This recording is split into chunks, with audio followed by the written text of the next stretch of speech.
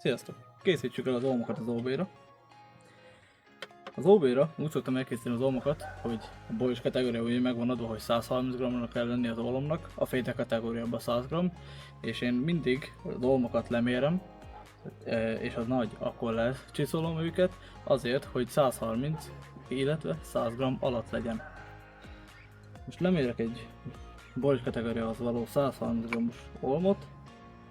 Ez 128, úgyhogy ez tökéletes, ezt így hagyom, de lemérek egy 100 g-ost,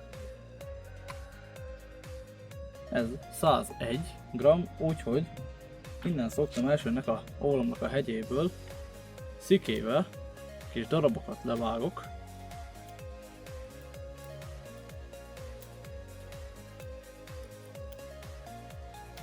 addig, hogy bemenjen 100 g alá, én 99-et szoktam mindig visszarakni, visszavágni, aztán csiszolópapírral lecsiszolom.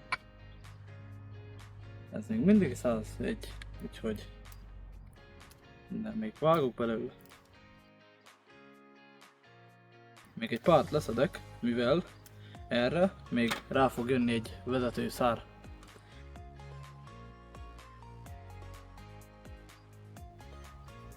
Ez így már lassan jó lesz, innen csiszoló papírral szépen megpróbálom lentebb csiszolni. Elég sok ólom van hátra, úgyhogy gyerünk!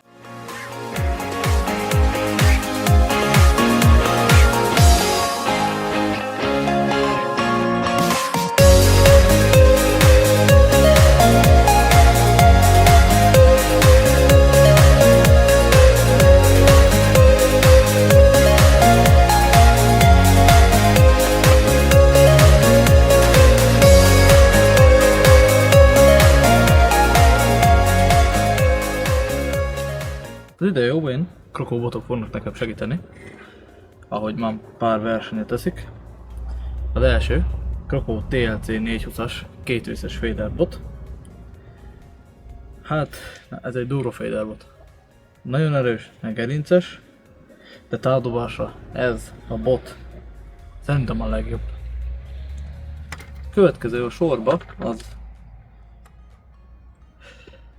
egy új Krokó Boilish bot, aminek az ereje egyszerűen hibátlan. 3,75 libra, 3,98 centi a bot, na és ebbe ott van az erej.